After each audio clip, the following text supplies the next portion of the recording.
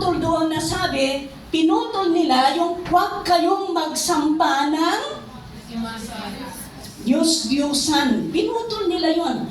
Uray, kitaan nyo, tignan ninyo kung may mga 10 Commandments. Yeah? Ikumpara ninyo sa Exodus kung saan yung 10 Commandments. May naputol doon. Yeah, may naputol doon. Holy Spirit filled.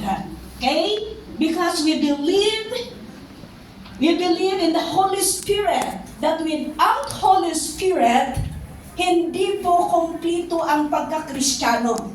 Actually, kung walang Holy Spirit, talagang hindi ka Kristiyano. Yan.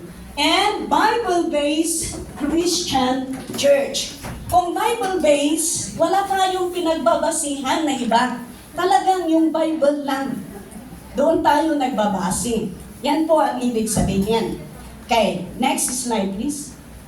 Okay, this Free Believers is founded in 1981 in Baguio.